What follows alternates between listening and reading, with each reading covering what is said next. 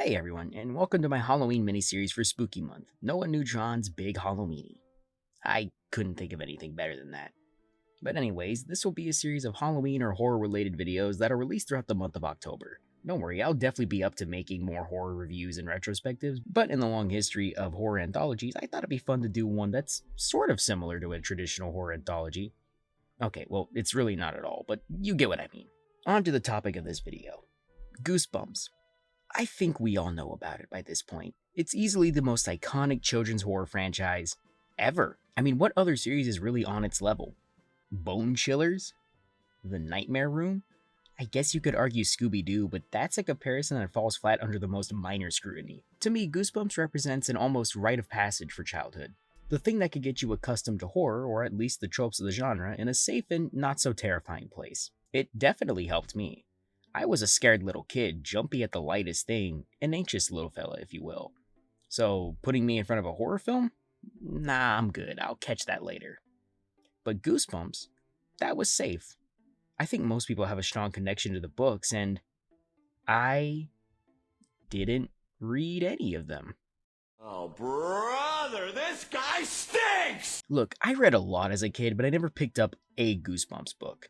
Not because I was scared, 100% honest. It's because whenever I tried to read one of the books and then open it, it always smelled terrible inside.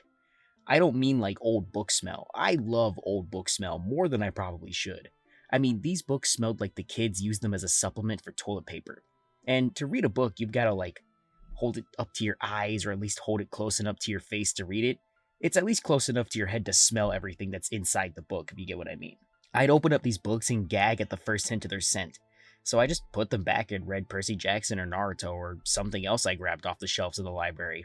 But I do have a strong love for the Goosebumps TV show. I know I'm doing a lot of useless nostalgic retrospecting here, but it's my video, so I can make it however I want. Anyways, it was pretty much a weekly treat in my family to go to the public library. Mind you, we were pretty poor. To give you all an idea, we didn't get the internet at my house until I was about 13-ish years old. And that's because we really just couldn't afford it most of the time. Thus, my family would go to the library and make the best of it. We rented as many books as we wanted, and we were limited to 7 DVDs. It was the library's rule, not ours. So we'd all get 1 or 2 movies or shows for us to watch each, while we'd have to agree on at least one thing to all watch together. And usually that ended up being Goosebumps. And yeah, most of my love and nostalgia for the series comes from the TV show because of the library DVD rentals. There were definitely episodes that scared me, but we'd rent and re-rent these episodes all the time. It was always what I'd look forward to on the weekend. I think we all know about the Goosebumps series. All episodes are adapted from R.L. Stine's books. Well, most episodes are adapted from R.L. Stine's books. You see, there are a few episodes that aren't adapted from a book whatsoever. One of these is More Monster Blood, but that's just an extension of the Monster Blood idea from the books. However, there was one point when the Goosebumps series took a bit of a risk. You see, most stories were just one episode, but occasionally you would get a 2-parter. Yet in season 3, they decided to do a trilogy, which hadn't really been done at all in the series, but also these 3 episodes weren't based on anything from the books whatsoever.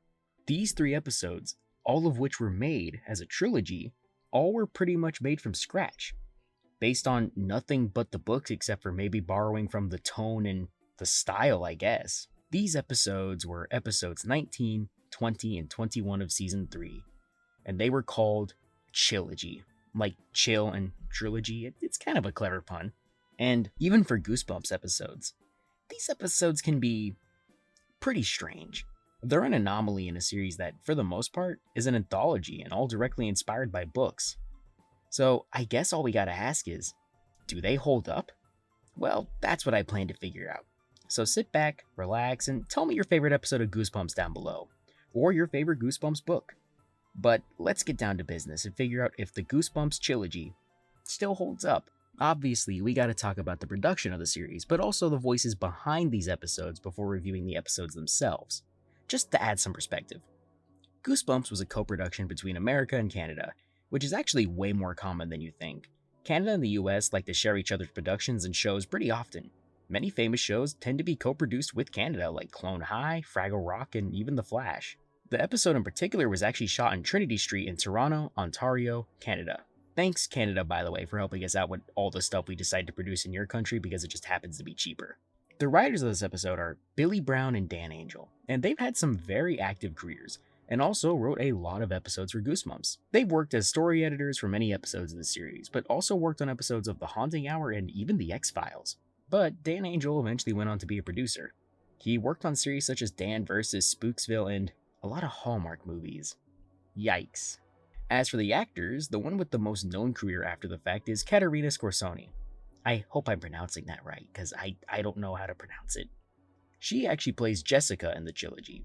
She had a much longer and bigger role later on in her life playing Dr. Amelia Shepard on Grey's Anatomy, as well as appearing as that character on Private Practice and Station 19, which I'm pretty sure are spin-offs of Grey's Anatomy. I don't know though, I know nothing about that franchise. Neil Dennis, who played Todd, had a pretty interesting but also short career. His major live-action role was Ryak on Stargate SG-1, if you remember that show. But he also did a lot of work being the voice of Spike in X-Men Evolution. Gil Filar, who played Sam, had a similar career after Goosebumps, though much smaller than the other two. Mostly some small voice roles here and there, though his longest role was actually playing the character Fox on Franklin. Remember Franklin? No, the little turtle guy? Never mind. And yeah, that's all I really got to say about the production of these particular episodes. I tried to look around, but I couldn't really find too much on IMDb and other film places.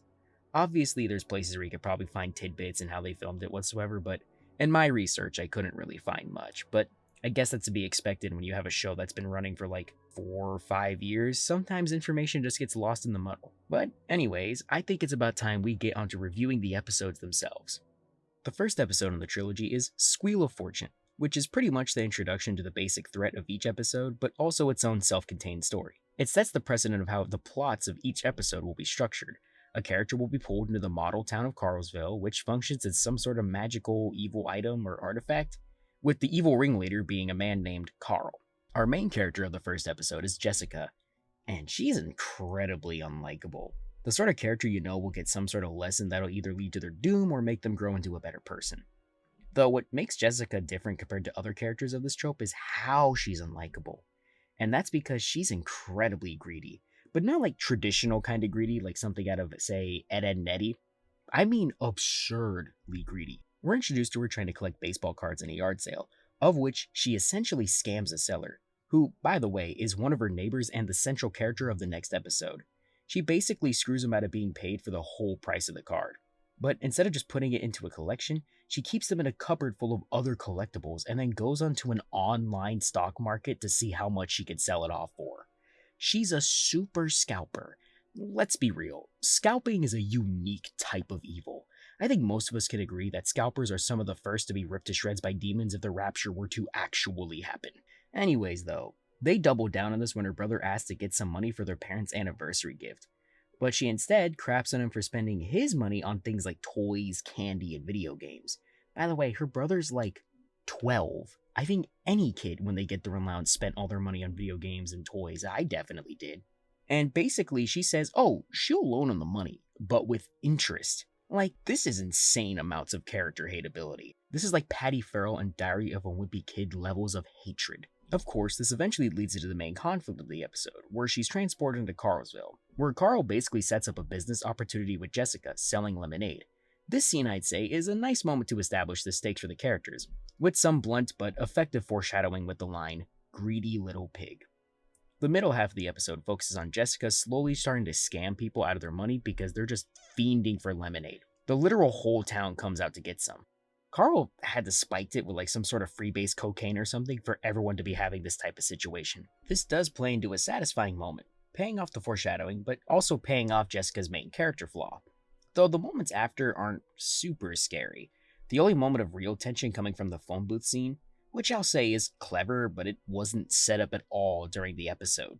And I know some people are going to say, it's Goosebumps, it's not that deep, but there have been many other episodes where the solution was properly set up and satisfyingly paid off. So, while I'd say on a character aspect this episode achieves a lot, from a horror aspect, it's got a lot to hold up to. I mean, it doesn't hold a candle to some of the best Goosebumps episodes, which I hope to be kept up in the next episode, Strike 3 and You're Doomed, but, well, let's just talk about it.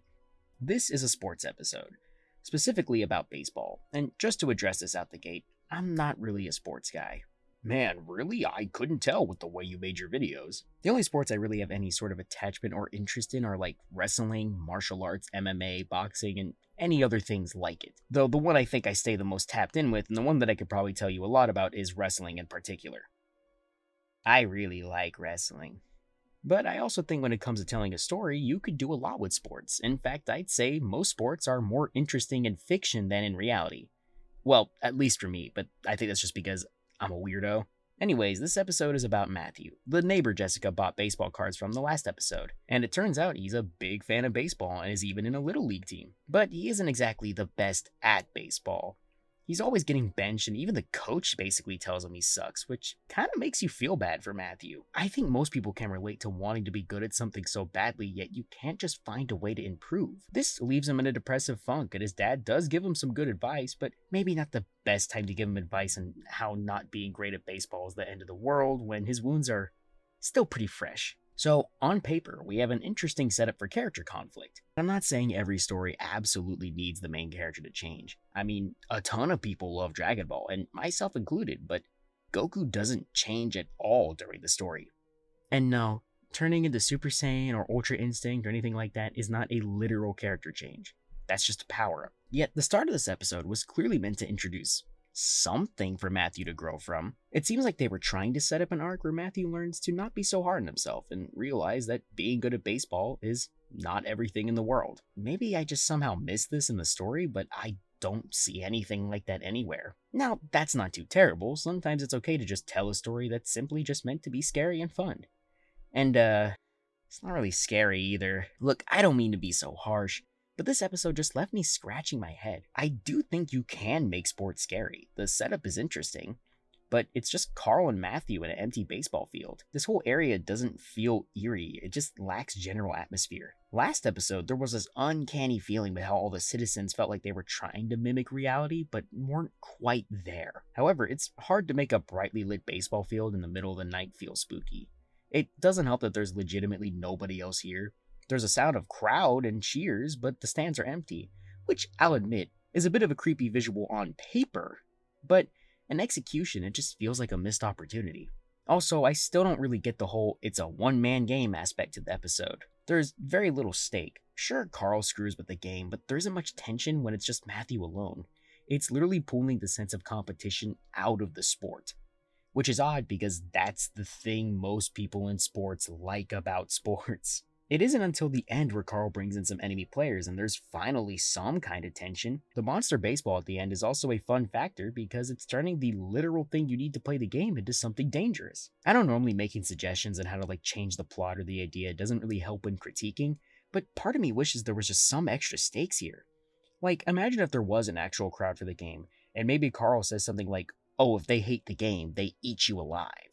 Or if you absolutely had to keep it as just Carl and Matthew as the only ones at the baseball field, make it instead where Carl's trying to train him to be better, but it's always far too much and it's like life or death situations or something. Maybe every time he wants to quit, Carl says something like, you can't quit, don't you want to be better? I don't know how it could have been changed, but there's so many ways you could have done this to make the episode's idea feel more impactful. I'll say here that Carl actually is much better in this episode. I'd say he fits a sort of PG Freddy Krueger type of vibe. He's fun, a bit goofy, but also that sense of fun is a bit horrifying because it's undercut by a sense of genuine malice. He's the best part of this episode and has a lot of fun gags, though he lacks a lot of intimidation. But I feel that's a general issue with this episode as a whole. So, yeah, the middle episode felt like a real step down in quality compared to the one before it. Hopefully, we see some improvement in the next episode, and the final episode, Escape from Carlsville. The final episode of this trilogy actually has three primary characters, Jessica and Matthew, the protagonists of the second and first episode respectively, and also Matthew's younger brother Todd, who was actually introduced in the very first episode, and is pretty much a side character throughout the first two episodes. They pretty smoothly introduced in the last episode that Todd has a bit of an obsession of trying to enter sweepstakes and win, well, pretty much anything really. They use this as a pretty interesting setup for a new Carl scheme. Somehow, through his magical powers, Carl created a fake sweepstakes to be mailed to Todd and tell him that he's a winner. He eventually ends up going to the model town and gets pulled in. And I love the visual of the population sign number ticking up. It's pretty clever. It's even more clever when Jessica and Matthew enter through Carlsville by taking up the population sign. This is probably one of the few moments throughout the trilogy that actually takes the model city idea and uses it as a smart plot development. Anyways, this episode actually has so much more atmosphere than the previous two. The visual of Todd ending up getting a parade where most of the parade crew is just standing there with frozen expressions is an actually unnerving image. It's then even sent further when they go into Carl's lab and we see those plastic faces on the citizens inside of it. It made me kind of go like, this episode is actually going to be a little bit more horrific, huh? Carl's malice here is also just cranked up to 11 and I'm here for it. He gets so much joy from torturing Todd, and it's honestly kind of funny but also really disturbing, a sort of dark comedy type of character. He even admits at one point that he does what he does because living in a miniature town gets so boring that he does this because he just enjoys having it. He enjoys having power over children. He even calls it his hobby. His actor's delivery here too just oozes with so much evil. I mean, listen to how he says this. It's a hobby. Everyone needs a hobby. My hobby is to get kids under my power. It passes the time. It's so evil. I can't help but really enjoy the delivery and the character here. The way this episode gets solved is a bit more of a contrivance, I'll admit, but it doesn't bother me too much because, again, it's a fun, creative idea, executing on the whole miniature town aspect of the story and closing it off on a pretty solid note. This episode is easily the best in the whole trilogy. It's really genuinely good that it ends on such a high note. So, overall, this is definitely a weird experiment. The level of quality fluctuates quite a bit between episodes. The middle episode barely feels like a Goosebumps episode at all, if I'm being honest. It's kinda odd because these feel like they could be a Goosebumps story, and yet you could kinda tell they're not adapted from books. Like, there's little hints of R.L. Stine's tongue-in-cheek humor, but then other times the humor goes off the rails a bit too much to draw really any horror. It feels like this odd offshoot or mutation of Goosebumps. Not exactly bargain brand Goosebumps, because trust me, I know what that looks like. But you can clearly tell these aren't based on books at all. And really, the core of Goosebumps is R.L. Stine and the writers of the books. There's this distinct quality to the series where it can get a little mean-spirited and dark, but doesn't quite take it overboard. Most of the time.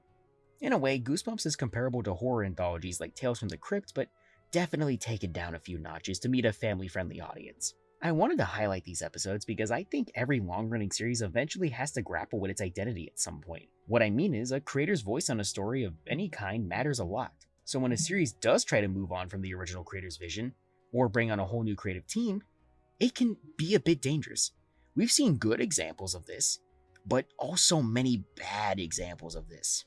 Thus, when it's tried with something like Goosebumps, a series which is entirely an anthology, it would feasibly work without needing any of the major voices behind the books to make episodes for it. For some, it might come off a little blasphemous, but it would eventually have to happen if it kept going on in perpetuity. Thank the universe it didn't, because that only harms shows in the long run, but I digress. This would be the last time Goosebumps ever did an episode not based on a book in any sense, even adapting some of the Choose Your Own Adventure Goosebumps books if they needed ideas for episodes. Which makes these episodes especially odd in the grander look of the series. But all in all, it wasn't the worst. Sure, there were definitely some growing pains, but that final episode definitely shows it can be pulled off. Honestly, I kinda respect that the first thing they even try to do with a TV original story is to make an entire trilogy. That must have taken a lot of time and manpower to really pull off. So, even though it definitely has its weak points, I have to respect Goosebumps' strange little trilogy.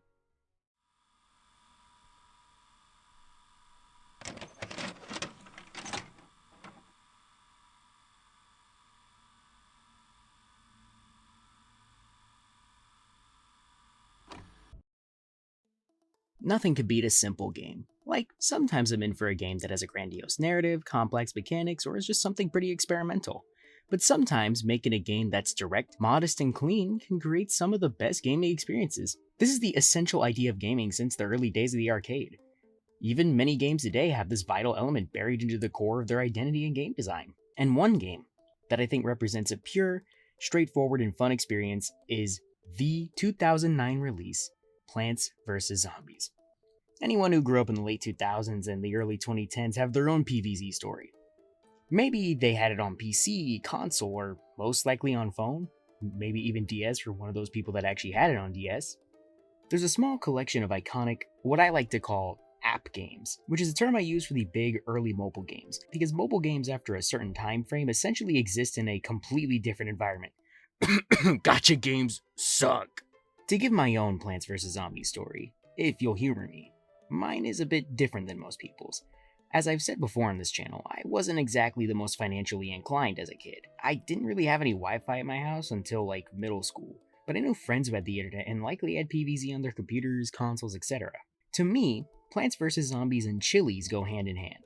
Yes, the restaurant chain, Chili's. Let me explain.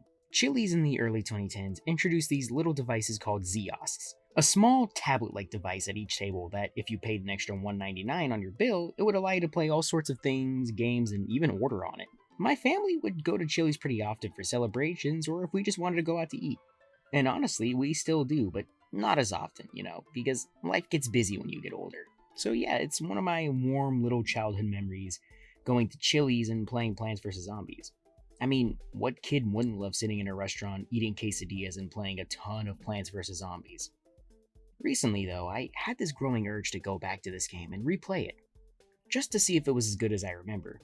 That and Oni Plays, the best couch play channel on YouTube, that's a fact by the way, don't look it up, started a playthrough of the game, so that probably helps too.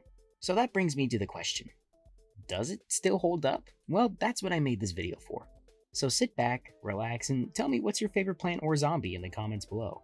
And let's find out if Plants vs. Zombies still holds up. The development history of PvZ is honestly one of a small indie effort, one that would eventually bring one man, a studio, and so many more into gaming stardom. The creator of Plants vs. Zombies and lead developer of the first game is a man named George Fan, or is it Fan? I don't really know, who had a lengthy career in the world of gaming. He first started out making Java games for the website prizegames.com, and there he made a puzzle game for them called Wrath of the Gopher. From there he grew his set of skills and kept developing more, eventually making the game Insane Aquarium, as well as making a studio called Flying Bear Entertainment. In 2002, the game he made, Insane Aquarium, became a finalist at the Independent Games Festival, and that got eyes on him. He'd later get a job at Blizzard, while simultaneously developing Insane Aquarium Deluxe for a small company called PopCap Games. They'll be important later. Blizzard allowed Fan to work on Insane Aquarium during his breaks with them because he was closer to a freelance developer on their projects than anyone who was traditionally signed on. But when he was working with Blizzard, he was working on things like enemy design and AI interactions for Diablo 3. But during that time, he had a seed of an idea growing in his mind. A game inspired by tower defense mods of Warcraft 3, but combining it with Insane Aquarium and putting it onto the Nintendo DS. That, and he wanted to make a tower defense game that could be simple yet hard to master, eventually making up the idea of using lanes for the game. Initially, he wanted the gimmick to be that all the enemies were aliens from his first game, and your units were plants, but then decided that zombies would be distinct from the plants, so he went with that. He originally was developing the game independently until, lo and behold, PopCap Games came to him and said they'd help him develop the game, even providing a small team to work with him. After this, the game would be developed smoothly and acquire even more influences. Apparently, on top of being influenced by Warcraft 3 and Insane Aquarium, it was influenced by Magic the Gathering, Tapper, and the Swiss Family Robinson? I'm not so sure about that one, but okay, I guess. And yeah, the game was a big success for PopCap, getting heaps of critical praise and selling tons of copies. And also caught the eye of EA. This is where the story gets a bit sad. EA eventually bought out PopCap in 2011 and was, of course, trying to force them into making games on a freemium model. I think I'm gonna be sick. On top of all that, Fan didn't seem to agree with EA's direction of PopCap and was soon laid off. It really is a damn tragedy because Fan seemed to want to make games that were just fun, simple, yet complex games for people who wanted to play without needing to pay for the basic elements of it. He just wanted a simple payment to purchase the game and then you just have it, like how a game really should be. Of course, EA being the demonic embodiment of greed they are, didn't want that, even later on making people watch advertisements to use some of the lawnmowers in the mobile version of Plants vs. Zombies. That's just a whole other level of evil, man. Luckily though, Fan would still make games, just not under EA's hyper-capitalistic regime, instead going on to make the game Octageddon and started up a small studio, All Yes Games. So, I guess it wasn't all bad, but that's the general history of Plants vs. Zombies, its creator and its development. With all that being said, I guess it's time to get into the game itself. Usually, I start a review of most things by talking about the plot, characters, and the general story of whatever I'm making a video on. But PvZ doesn't really have a big plot. It has a central concept, but it's not trying to introduce you to charming or nuanced characters. Not that I'm complaining, I'm not going to judge a piece of art on something it's not trying to be. That'd be like negatively reviewing Pac-Man because it doesn't have a narrative. It's just simply not part of the package. There is one character the player interacts with, and that's Crazy Dave, and he's fine. He's literally just there to be a kooky little character in between gameplay. He's not really funny, just sort of a crazy, wacky guy. Sometimes he shows up to give tutorials, other times he's just saying nonsense. He's just kind of there to me, I guess.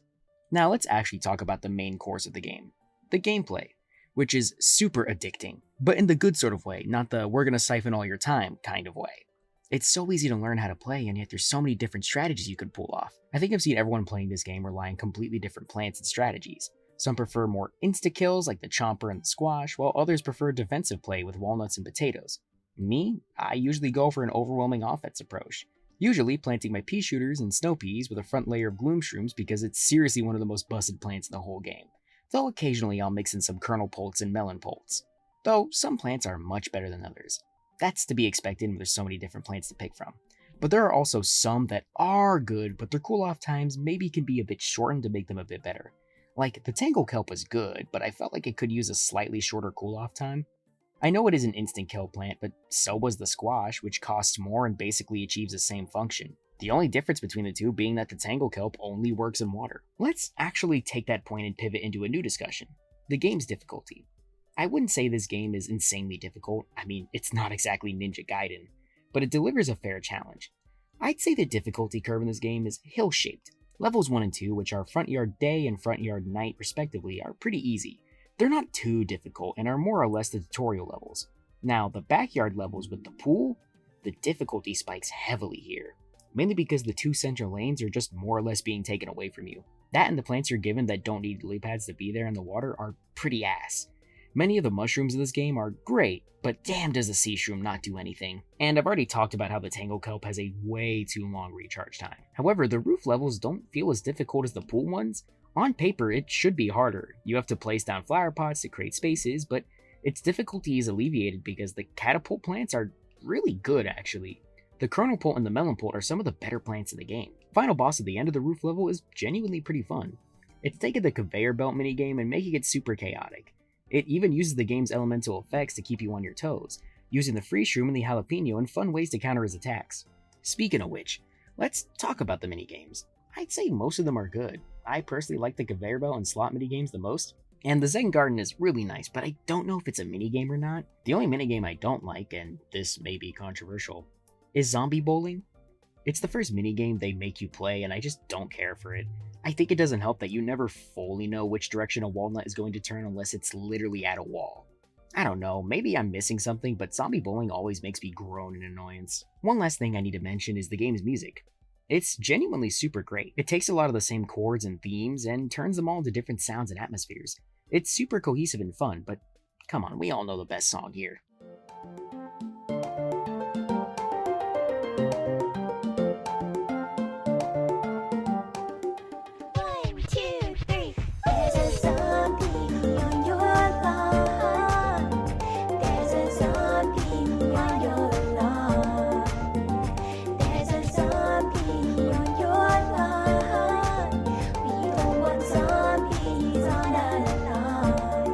This song is genuinely one of the best completion bonuses in any game. This song is super catchy, also having a lot of fun, poppy sounds with some goofy lyrics, but also using a lot of the sound effects you hear in the game to add to the beat. The record scratch you hear when you can't select a plant is in the song, and it's really fun. It just makes a fun little bow at the end of a fun, quick game. Plants vs. Zombies is a game that shows the standard of a bygone era, about how, over a decade ago, a $5 game could deliver you so much. A game with fun gameplay loops, and hours of extra modes, and so much more. It feels like many games, but not all, lock major features or literal things a game needs behind a massive paywall or battle passes or something. It feels like half the games these days are either asking you to spend most of your money or spend most of your time. There's this malignant, almost cancerous ethos in many games these days, just to be, well, time wasters. But Plants vs. Zombies, well, It's not trying to be anything more than a simple game for you to play. As I said at the start, nothing beats a simple game. Want to know why so many of those arcade classics still hold up? Because sure, back at the arcades they were all wanting to get your coins, but it wasn't essentially asking for your wallet every 9 seconds. It's because they were fun, and attention grabbing first and foremost. In many ways, PvZ was the modern revival of this kind of formula, and to this day, it still upholds those classic fundamental values that I believe should be within all games. I know it's ironic I'm even using this Nintendo quote because of how greedy they've become the last couple years, but one quote that will always ring in my head when it comes to modern games is this one by Reggie Fils-Aimé. If it's not fun, why bother? Now, I know not every game doesn't fit the traditional application of the word fun, but I tend to translate it as this. If a game is not engaging or fun, then why play it? I think Plants vs. Zombies shows us that it doesn't take anything super complex to make a great game. And to me, that's what makes Plants vs. Zombies a masterpiece.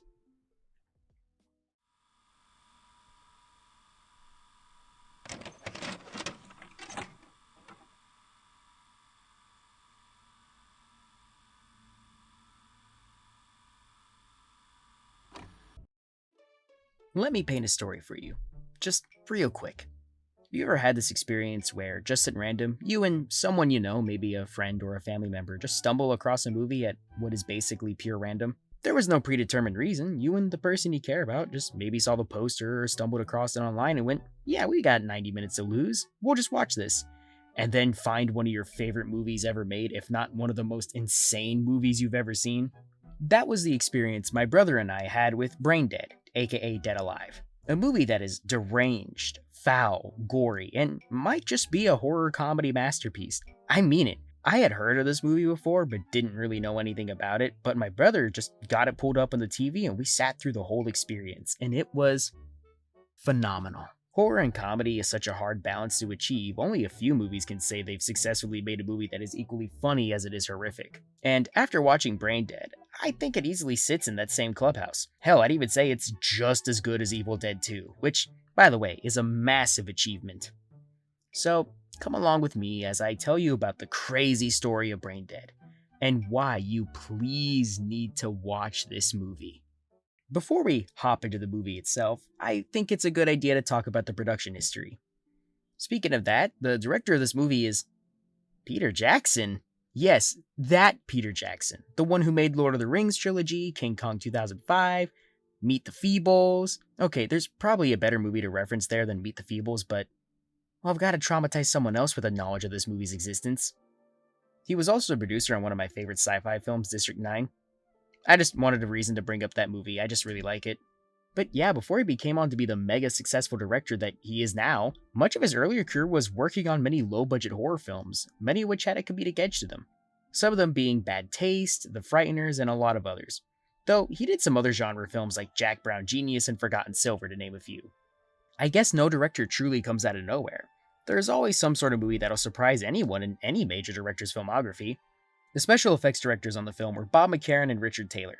McCarran did all the great makeup throughout the movie. Taylor did a lot of the jaw-dropping prosthetics and other effects throughout the film.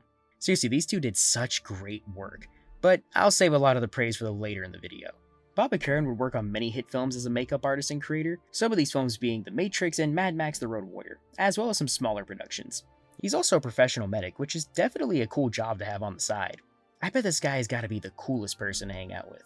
Richard Taylor worked on many projects from various directors, on different positions as well. He, as well as Tina Roger, started their special effects company Weta Workshop in 1987, which would later also create Weta Digital in 1993, the CGI department of their firm. They got their start on Meet the Feebles and Brain Dead, eventually being a major special effects director on the Lord of the Rings trilogy. But he and his company have worked on so many projects, some of which being District 9, the Narnia films, James Cameron's Avatar, Blade Runner 2049, the best and most essential Blade Runner movie, might I add, the Dune films by Denis Villeneuve, even the Minecraft movie was worked on by them. They are special effects juggernauts. The movie itself was filmed in Jackson's home country of New Zealand. Interestingly, on its release date, it actually made more money than a bigger blockbuster in its home country, that movie being Tim Burton's Batman Begins. Pretty crazy. The movie is also said to be, allegedly, the bloodiest movie ever made, supposedly using 300 liters of fake blood in the movie's finale. And apparently during filming, the blood froze up and stuck to many people's clothes because they shot in the winter. This movie was also banned in many countries. It's banned in South Korea, Singapore, and Finland, though it was later unbanned and released uncut. Germany also banned it, sort of. The movie and several cut versions are banned, and it's also illegal to publicly exhibit. Geez, I'm surprised that England didn't ban it, since they have a history of banning any movie that shows gore or anything remotely graphic, labeling it a video nasty. Though, maybe that was over by the 90s, I don't know my English history all that well. Though, let's be honest, when hasn't England's government enforced insane levels of censorship? And that's all the production history and trivia that's relevant to what I want to talk about. Now, let's get into the movie at hand. As usual, I'll start the discussion of this film by speaking about the characters and the plot of the film. Starting, of course, with the characters. The main character of this movie is a man named Lionel Cosgrove, played by Timothy Balm. Or is it Balmain? I don't really know. He's a very meek and closed-off person, not exactly open with anyone around him and would rather just keep it to himself. This sort of cagey personality is spurred on by his mother, Vera Cosgrove, played by Elizabeth Moody. She's an incredibly overprotective, to the point of smothering, type of mother, always trying to make decisions for her son and even being pretty manipulative throughout most of the movie. And of course, she speaks a lot about how her husband, and Lionel's father, died when he was young. I'd say Moody's acting is one of the show-stealing performances in this movie, but we'll get back to that later. The next of the leading characters is Paquita Maria Sanchez, played by Diana Peñalver. She takes the role of the lead love interest, and well, she doesn't really have much of a character outside of that. Her actress gives a good performance, but her primary role in the story is to be worried for Lionel's behavior and circumstances. A major part of her character is her heritage. She is Spanish Romani, which is a real and large minority group in Europe, and really all over that region of Europe in general. Thus, her character is tied into the whole tapped into mysticism and spirituality trope that's tied to a lot of Romani characters. But I don't think it's done offensively here. Of course, I am not Romani in the slightest, so I can't say much of its level of offense, but for me personally, the movie handled it with about as much grace as I think a zany horror film could. The final major character is Uncle Les, played by Ian Watkin, who is Lionel's uncle, and I'd say he's the only character who suitably fits into a villain role within the movie. I mean, he's probably one of the scummiest characters I've ever seen on film. He's just so cocky, self-indulgent, and far too handsy with women for his own good. As for the plot of this movie, it's a deceptively simple thrill ride. You see, this is a zombie movie and it tends to follow a lot of the subgenre's tropes. However, it either tackles them in a completely absurd way or in a way that I haven't really seen before. Allow me just to lay out the premise. In the year 1957, yes, this movie's a period piece, I forgot to mention that earlier, a New Zealand zoo official and his team steal a Sumatran rat monkey from Skull Island. Yeah, that Skull Island. The same one from King Kong? Apparently, this horrifying monstrosity is made by monkeys being, they're made by rats forcing themselves onto monkeys, and somehow that creates this creature. Thus, these hybrid creatures carry some sort of unknown plague. Oh, yeah, the rats also have plague when they do the nasty with the monkeys. Yeah, it's really weird. During the capture of this monkey from Skull Island, the zoo official gets bit, and out of fear, his crew completely dismembers him. Of course, they still decide to take it to mainland because, well, a paycheck's a paycheck, you know what I mean? Anyways, Lionel is dating Paquita, and his mother is against that, to the point of spying on them during their date at the zoo, but she stands just a bit too close to the Sumatran rat monkey's enclosure and gets bit, where her response is to stomp in its head with her heel until nothing is left. Jeez, man! From here is where the plot of the movie really starts to get going. Remember earlier how I said Elizabeth Moody's performance is a show stealer? Well, this is why. She is the first zombie of many in this movie. But we spend about the first third or quarter of the movie with Lionel trying to take care of his mother as she seems to be, well, literally rotting away. But this movie literally gets way out of hand from here. You'd think this movie goes one way and it'll provide at least 3 separate curveballs to what you think a zombie movie should look like.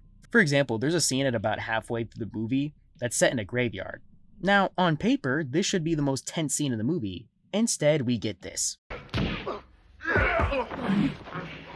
I kick ass for the Lord!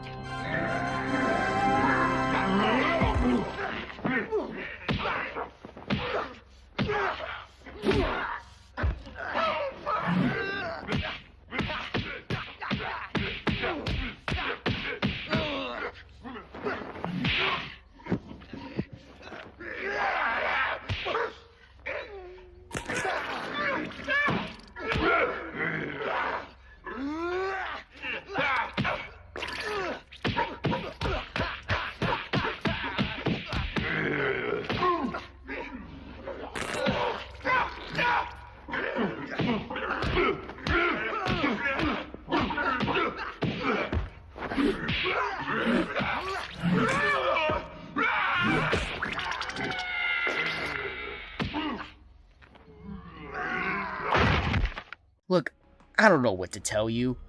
That's hilarious. That's comedy gold. I want to change lanes from this and talk about the direction and cinematography of the movie.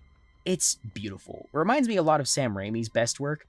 Now, I know that isn't always productive, but I think Jackson and Raimi were actually pulling from a lot of similar inspirations for their work. This movie is full of all these spectacular practical effects showcases, only to be used for a moment. Yet, in my opinion, that really adds to the visual style of film. The direction of the movie is also just expert at making things look as disgusting as they feasibly can. I, myself, haven't really been one to gag at much body horror. Usually at the age I am now, I just gawk at how wonderful and how the hell they even pulled off some of these effects. However, here, through the choice of angles as well as the makeup and prosthetics, it made my stomach churn, which is a damn feat of filmmaking in my opinion. It drew a response to me that I hadn't gotten from a film in really a long time. Speaking of the effects work, I'm gonna be honest, these are some of the best practical effects in all of horror movies. Everyone always talks about The Thing and The Fly and so on, and don't get me wrong, those movies are incredible, but I think this needs to enter the conversation too. Seriously, some of the most inventive and ingenious practical effects I've ever seen are in this movie. Like, one of the best effects in this movie I immediately think of is this one right here.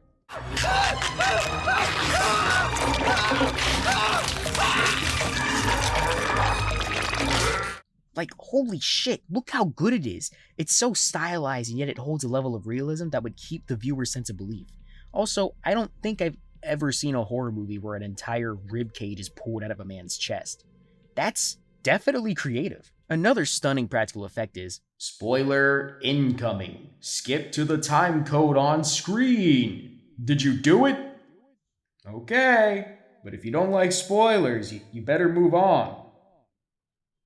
All right, 3, 2, 1. The massive animatronic of Lionel's mother at the very end of the movie. And interestingly, this is where we get into the overlying narrative of the movie, letting go of toxic relationships. Believe it or not, this movie wasn't just about gore, effects, and horror, but also the horror of learning to let some family go. Sure, it's shown through the metaphor of a magical zombie virus, but it really is about how sometimes there will be people in your life who will be toxic to you, and you have to let them go. We see Lionel throughout this movie trying to find his own sense of independence, but his mother is always finding some way to cut his wings and keep him to herself.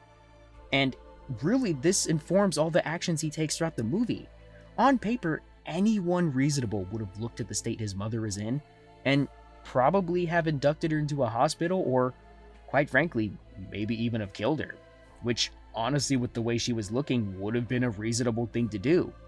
But instead, he keeps her around because, well, so much of his identity is tied into her because of her manipulation and destructive tactics towards his personality. So, at the end of the movie, when he's finally just let go and ripped through like 1,000 zombies, he's finally willing to just be himself. And when he's really willing to do that and defy his mother and tell her about all the things that she did to him, he defeats her. And she explodes. But, you know, other than that, you get what I mean. But yeah, it's a pretty beautiful and surprisingly eloquent message to put into a movie that's so out there. You know what I mean? So, I completely get why this movie's a cult favorite. It's a phenomenal movie with tons of impressive gore effects. Hell, it probably is one of the best final acts in any horror film I've ever seen. It also helps that it's carried by a very out there sense of humor. Might not click for everyone, but it did for me. And really, it's surprising what you can find when you just stumble across something. Fully honest here, I'm not the biggest Lord of the Rings guy. It never was my style of fantasy. I always preferred different and more out there fantasy stories like The Dark Crystal, Discworld, and Elric of Melniboné and other stuff like that. So color be shocked when I found this gem in Peter Jackson's filmography. Though it's never completely fair to judge a director by their biggest success, sometimes you'll find a beautiful hidden gem in any artist's portfolio, if you really look for it.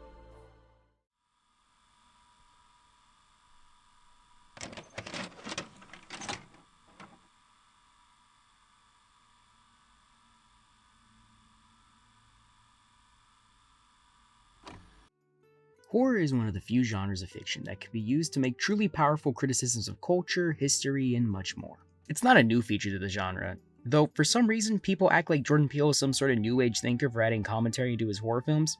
No disrespect to him and his movies are pretty good generally, but this has been a part of the genre since its earliest days. The original novel of Frankenstein was commenting on the scientific ambitions of many minds of the time. George Romero's Dawn of the Dead has a heavy criticism of the rising culture of well, consumerism at the time, and there's so many other horror stories like this that it'd be impossible to list them all in just one video.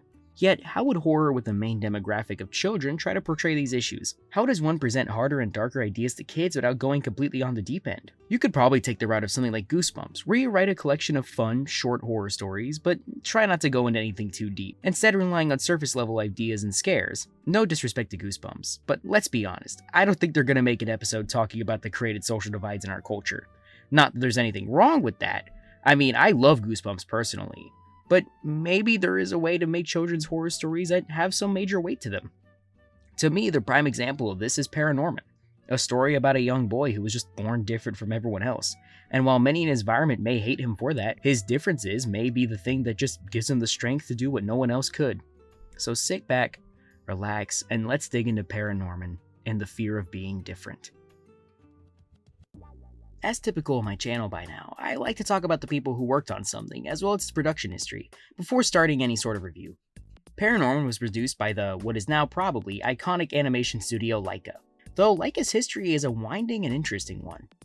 The studio was originally called Will Vinton Studios, of which they mostly did shorts and commercials.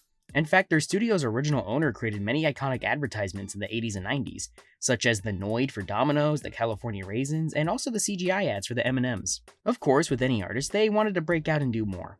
Plus, who wants to be stuck doing commercials for eternity?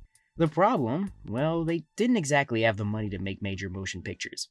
However, someone who worked there was Travis Knight, the son of Phil Knight, aka the owner of Nike, the shoe company. Thus, they got their major benefactor and a new owner with Phil Knight and Travis Knight, and from there they really pushed to get many full-length movies made. In 2005, they renamed themselves to Laika, which is actually the name of the first dog in space, of which that dog was launched into space by Russia in 1957. Eventually, getting iconic stop-motion animation director Henry Selick, director of The Nightmare Before Christmas, and entering the animated feature scene with a bang with the 2009 classic Coraline. Man, 2009 was a crazy good year for animated films. Coraline, Fantastic Mr. Fox, Summer Wars, Cloudy with a Chance of Meatballs, Killer Bean Forever, Princess and the Frog, Redline. Seriously, what was going on with animation that year? These are all pretty iconic and great movies. Yes, even Killer Bean. The directors on this particular movie were Sam Fell and Chris Butler. Sam Fell has directed quite a few animated movies such as Flushed Away, The Tale of Despero, and Chicken Run, Dawn of the Nugget. Chris Butler has mostly worked on Laika projects, at least that's what IMDb says. He's mostly worked as a writer. He's written for Paranorman, Missing Link, and Kubo and the Two Strings. As for the actors within the movie, we've got some heavy-hitting stars in here, and some people who haven't been seen much since the movie. Norman was played by Cody Smith McAfee. I think that's how you pronounce it. He's been acting since a child. He's been in many other big projects, like playing the boy in the movie The Road, but also playing in Dawn of the Planet of the Apes, and even playing as Nightcrawler in X-Men Apocalypse and Dark Phoenix. The biggest name probably on the project is Anna Kendrick, who plays Norman's sister Courtney. I mean, it feels like Anna Kendrick was one of the biggest women comedy actors in the 2010s. She's mostly known for her starring role in the Pitch Perfect series, but she's also played in the Twilight Saga, Scott Pilgrim vs. the World, and is also the voice of Poppy in the Troll films. The other biggest star in this movie is Christopher Mintz-Plasse. I think that's how you pronounce it. His biggest role, and probably most iconic, is starring as McLovin in the classic film Superbad. But he's also been in a ton of other projects. He plays in all three How to Train Your Dragon movies, Kick-Ass 1 and 2, and is also the voice of Sun in Blark and Son. I just like that show, that's why I wanted to mention it. Casey Affleck plays Mitch, the jock character, and he's had a big career too, mostly sticking to auteur or independent films. He's been in many big films like the Ocean's films, Interstellar, Good Will Hunting, and many, many more. As for our final star to mention, Tucker Albrizi plays Neil, and his career is primarily in television, mostly making appearances in a lot of Disney Channel productions and various other sitcoms, though occasionally making some appearances in TV or direct-to-DVD movies. And even on Tim and Eric Awesome Show Great Job, though where I don't really know. The animators in the movie use many classic techniques in stop motion, such as armatures, sculpture, and so much more. In fact, you could find this all on YouTube since they posted small videos on how they made the movie online. The interesting thing about a lot of the puppets within the movie is that a lot of them actually break a lot of stop motion norms. Characters with large chests, necks, or proportions tend to be much harder to animate, which is also a struggle since Laika tends to try and add little details of realism into all their animations. A fun little challenge was Neil, since he's on the more portly side, so they took a guitar piece and reformatted it to be what the staff calls Neil's belly mover, which is what achieves his stomach's natural motion on camera. Though, that's all there is to be said about the production history of the movie, for now. I think it's time for us to get into the movie itself. Usually, I start a review of something by speaking about the plot and characters, Instead, I'm going to switch it up and talk about the incredible animation. Laika is one of the studios who are known for pushing the boundary on what can be done with stop motion, and from a technical perspective, this might be one of the most impressive uses of the medium of all time. I said earlier Laika tends to lend a bit of realism to their characters' animation, and you could see it throughout the movie. Neil's stomach moves realistically, but also the zombies have insanely good secondary animation to make them feel really, well, real. There's one zombie whose jaw flesh is hanging off their skull for the entire movie, and instead of it just being still the entire time, they actually had to accurately stop motion animate every shot so that it's flopping around realistically. Seriously, think about that. That's a lot of effort to do for just one character, and those are the little things that make the movie great. The car chase scene is one that's incredibly animated. Usually you don't see heavy action moments in stop motion, but they somehow made this entire action segment in stop motion and made each moment impactful. That's just insane when you really think about it. Even animating the ghost must have been a challenge, animating clay models in ways that feel smoother than all the other characters. Hell, they had one guy animating the toilet paper zombies in the bathroom. And yes, those are made of what seems to be actual paper. It does all this and yet still keeps the charm and direction of something that feels like a nice indie movie, including a lot of guitar-driven tracks and the more relaxed scenes of the movie. It's an amazing showcase of pushing a medium to its technical brink and yet doing it seemingly so casually. Now I think it's time we shift gears and talk about the characters and the plot. Our main character, obviously, is Norman, a kid who's different because he was born with the ability to see and speak with ghosts. We see throughout the movie that he's isolated and treated like a nuisance just for being born unlike everyone else. This, of course, makes him just stick to himself and act standoffish, partially taking part in that isolation. It's a part of the phenomenon that if you hear everyone tell you something about yourself, even if it's not true, you might start to believe it to some extent. He only finds any form of solace interacting with the dead. With his interactions with the dead, we see that Norman is a pretty likable guy when he's just himself. He seems to be a naturally caring and gentle person. The only person who gives Norman actual respect is Neil, and it doesn't come from any sort of pity or self-righteousness.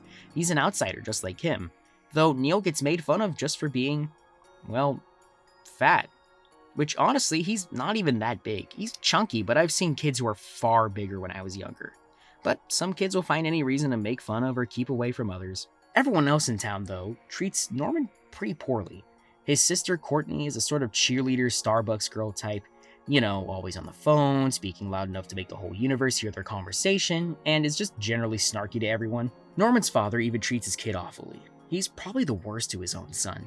The only other person who's kind to Norman is his mother, but it's clear she doesn't completely understand her son, though she does give genuinely good advice at one part of the movie. To be honest, I feel like this is a surprisingly accurate depiction of what children with disabilities are treated like in many parts of the country, either being made fun of for differences they can't help, or just actively ignored by everyone else because people just don't want to deal with them. Of course, that may be just me inserting my own personal experiences into my interpretation of the movie. All this ties heavily into the overall plot of the film. Throughout the movie, we dig into the history of the setting and learn about how the horrible past led to the horrific circumstances of the movie. And rather intelligently, it ties it all the way back to the witch trials of early America, which is one of the most horrific events in American history, amongst many, many, many others. But this ties into the story of Aggie, the witch, who really was just a little girl with the same ability as Norman. Of course, while she was very likely hated and isolated by the town, she was also sentenced to death for supposed witchcraft. The movie boils this down all to fear, the one place where discrimination of people with different gifts, disabilities, etc. starts. Thus, this led to a generational line of trauma and isolation for anyone who was different. Within the movie, we see that the town does a yearly play and even celebrates the fact that they killed the witch, which plays into the whole idea that this town, as well as many small towns in the US, celebrate conformity over individuality. And thus, anything that challenges that is treated as a threat. The symbolism that Aggie in her anger destroyed the statue of the witch they have in their town square is not lost on me. Throughout history, there's many examples of exaggerated caricatures made of people who are not, quote-unquote, normal, either to create comedy and thus downplaying an entire group's struggles, or to create fear. I mean, we still do this to this day, but I'm not gonna get too far into that because I know for a fact some people are too bitch-made to accept the reality of our current situation. Anyways, we see this painful existence flipped onto the people who killed Aggie, now making them experience what they treated her like on a more extreme scale, cursing them with the ultimate irony, forcing them to empathize with her.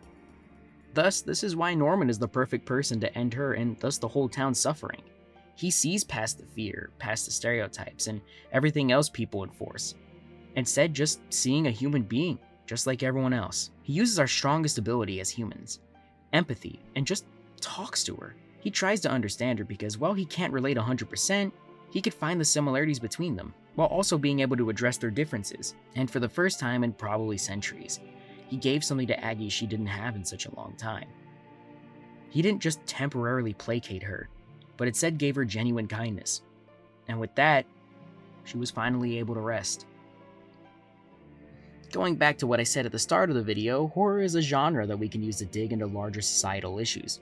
Paranorman is an example of this, and it's a pretty powerful one too.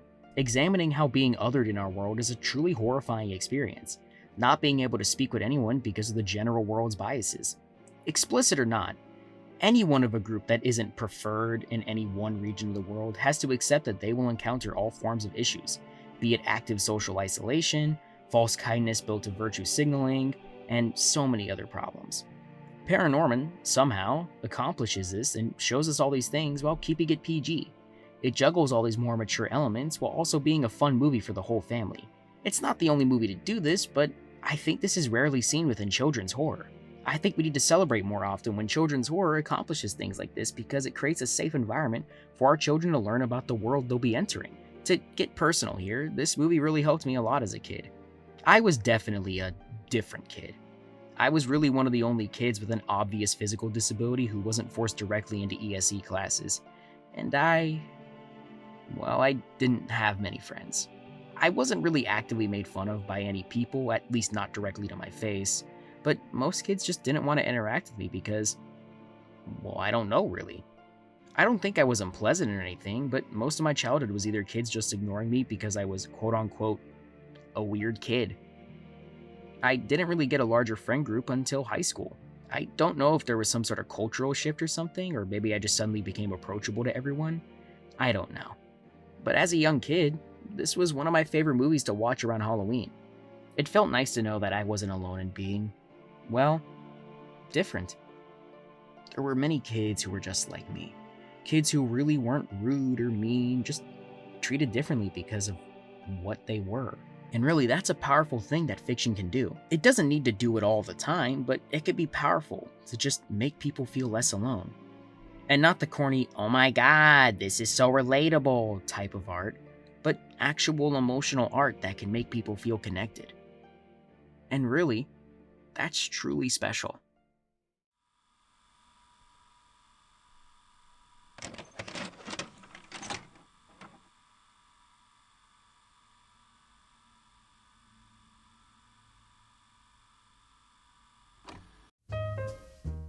The holiday special is a core part of many people's holiday experience.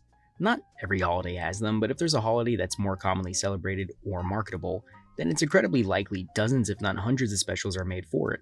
The two holidays that I'd say have probably the most specials are pretty obviously Halloween and Christmas.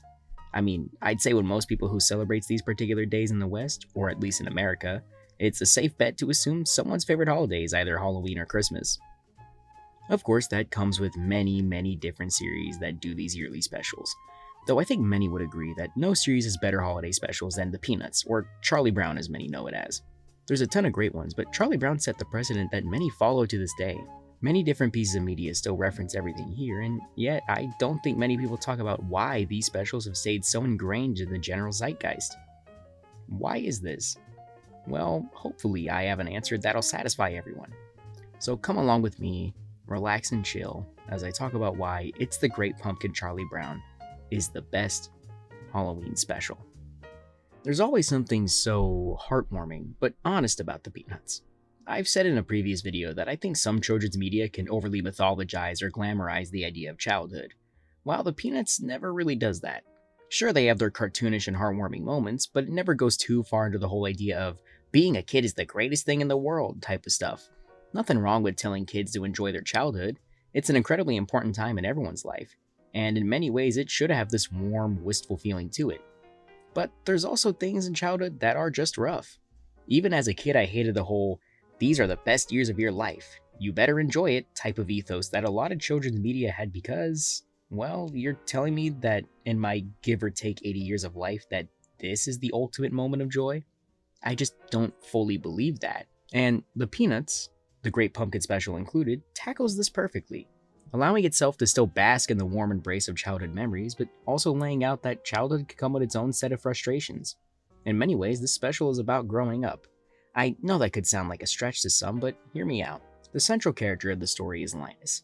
Yes, I know you could argue it's Charlie Brown, he is the title character, but Linus gets far more development and screen time in this special, so I think it's a fair argument to say that he is the central character. What is Linus's last name actually? Van Pelt? Oh, I get the pun. Sorry for the sidetrack, just wanted to look that up. Anyways, where was I? Right, Linus. The main center point of the special is Linus and his Halloween tradition. I think we already know about it by now. Linus believes in the Great Pumpkin, who seems oddly like Santa Claus. But the idea is that the Great Pumpkin is supposed to rise from the most sincere pumpkin patch and deliver presents to all the good children of the world, whatever a sincere pumpkin patch looks like. This leads him going all in on his beliefs, writing letters to the Great Pumpkin and sitting in a pumpkin patch the entire Halloween night. It's interesting how every character speaks to Linus as if he's dumb for even believing in something like the Great Pumpkin, and yet he claps back at one point by basically saying he'll stop believing in the Great Pumpkin when everyone else stops believing in Santa Claus. It's just a funny little moment. It makes you think about all the odd and magical things we used to believe in because, well, we all did as kids.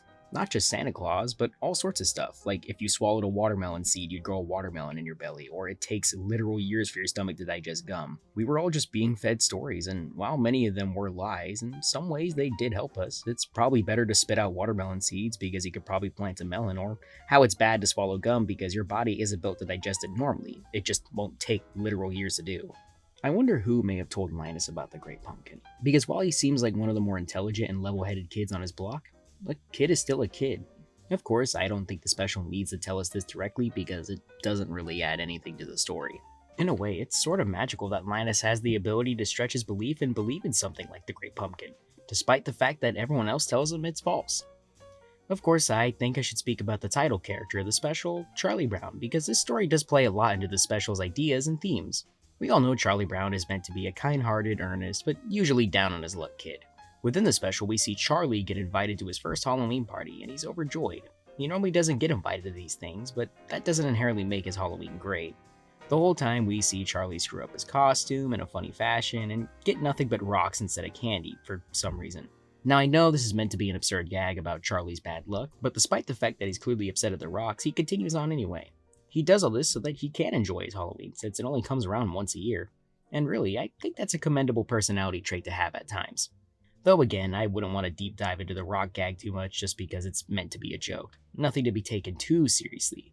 But I do think it does supply a fun character moment for Charlie's character in the special and, well, just in general. Getting back to the main plot of the special, we get Lucy, and the whole element she adds to the plot is getting pulled in into Linus's belief in the Great Pumpkin. While it's mostly because she has a crush on him, she is the only person to really humor him, though she eventually leaves Linus behind in the pumpkin patch because she's frustrated being left out of trick-or-treating. There's a lot going on with all this, but I think we could pivot from here and talk about some other strengths that the special has, starting with the visuals. The Peanut specials have always been the prime example of not needing hyperfluid animation if you have strong art direction. This is just some classic cell animation that you don't really see anymore. Many try to replicate it, sometimes successfully, but this special is an example of what you could do with even a small budget for it. A lot of the backgrounds have this sketchy and painterly look. It visually is pretty much the perfect Halloween for any childhood. Nice, rich, dark purples for the night sky, and many oranges and darker black and brown shades used as textures for the trees and wood. I feel like there's many backgrounds here that fit perfectly hung up on a wall within a picture frame or something. As for the character animation, it tends to be pretty simple, but has its own charm. The animators know when to add just a little bit more fluidity or secondary animation for either gags or just fun. I mean, the little dance Charlie Brown does is honestly just a perfect little animation. Honestly, this is kind of perfectly built for looping over and over. Maybe that's intentional though. Snoopy probably has the best animation throughout the special, though that's to be expected since Snoopy is pretty much the center for most visual gags in the entire franchise. It's not a complaint though, Snoopy is pretty much the C-plot of the special. I didn't mention it earlier since it's mostly just for gags and visuals. Again, not that I'm complaining, the scene of Snoopy moving through a World War I war zone to get to the Halloween party is a visual treat. The special set in stone the whole story of Snoopy and the Red Baron stuff, possibly one of the most iconic recurring jokes throughout the whole Peanuts canon. Plus, how can anyone hate Snoopy's World War I flying ace costume? It's a great design. On another note, I want to talk about one of the most beloved aspects of really all the classic Peanuts specials, the music. The music is done by Vince Guaraldi, I think that's how you pronounce it, and he did music for many of the Peanuts specials. To be honest, I feel like his music here is the reason I enjoy a lot of jazz and jazz adjacent music so much. I doubt I'd buy John Coltrane on vinyl if it wasn't for Giraldi's music here. Honestly, I gotta check out more of his work since I heard it's incredibly good. Anyways, Giraldi here has probably made one of the most iconic soundtracks for anything. Seriously, you may not know the music by name, but when you hear it, your mind goes straight to Charlie Brown and the Peanuts. His music just has this relaxed yet somehow melancholic feeling to it. I don't know if I'm fully able to explain it properly, but it's some of the only music that can truly drag me back into some of my fondest childhood memories. Sure, there's a lot of music that I'm nostalgic for, but I don't think there's much music that understands the feeling of nostalgia like Giraldi's music for this special. It makes me look back with a sort of forlorn gaze contrasted with a sincere smile creeping upon my cheek. You know, that genuine nostalgia. That brings me back to what I said earlier in this video. How the Peanuts earnestly handles childhood and the memories of it. As I said, I've always respected how Peanuts, and by extension this special, have sort of examined childhood with a bit more grounded feelings than most animated things. In fact, I'd go as far to say that Peanuts and Charles Schultz to some extent use these specials to give children valuable life lessons. Not the traditional lessons of values like using your manners, sharing, and other things.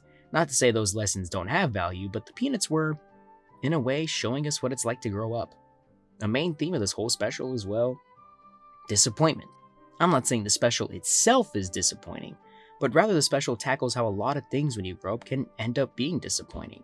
There's a loss of innocence learning that many of the things you thought of the world as a child might not be true. That doesn't apply to some of the more magical things, but to reality as well. You learn that things get complicated, that not everyone has your best interest in mind, and you lose your naivety towards the world because of that. Sometimes that can be painful.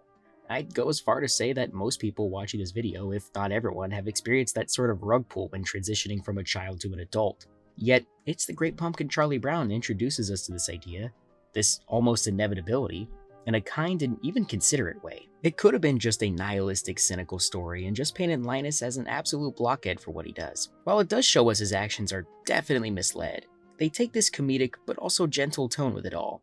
This is encapsulated with the penultimate scene, when his big sister Lucy wakes up in the middle of the night and takes her brother to bed. She doesn't tear into him, she doesn't even seem too frustrated. She instead takes him inside, helps him get into his PJs, and allows him to finally get a good sleep. I know maybe all this sounds pessimistic to some, and maybe it is, but I think this is the aspect of this special, and really the Peanut specials in general, that make them so special and timeless to many. They don't really obscure reality from the audience, but rather portray the real world through the eyes of children. They share these deeply human things with all of us, be it mature or not, and soften them just enough so that everyone can digest them. Though they make sure that they're not overly glamorizing it either. There's a beauty in all that. I'd even go as far to say that Charles Schultz was giving us a gift by doing this. The real world, the one that you exist in now, can be scary, uncertain, and just plain confusing when you get older. But the Peanuts showed us that it always was. It's just that now you're an adult. Many of these things, be it confusion, disappointment, and all these other genuine adult fears, well, you've been experiencing them. This isn't an age-dependent struggle for the most part. And really, isn't that what Halloween is all about? It's a day where you're given freedom to confront these fears in a more artistic or fun way as a child and as an adult, so that when you do get older, and when they come, you have the bravery to face those fears. So maybe it's okay to have a day where we believe in childish and illogical things. It's okay we have a day where we dress in crazy costumes if you want to. And maybe it's okay to believe in the Great Pumpkin just for one day. Sure, it's not real, but if it gives you solace, is that really the worst thing in the world? Even if it turns out disappointing, sometimes a sincere belief in, well, something can allow you to get the extra mile and face the world just one more day. It's the Great Pumpkin Charlie Brown does this, and it shows us that it's okay to do all these things. And that's what makes It's the Great Pumpkin Charlie Brown the greatest Halloween special.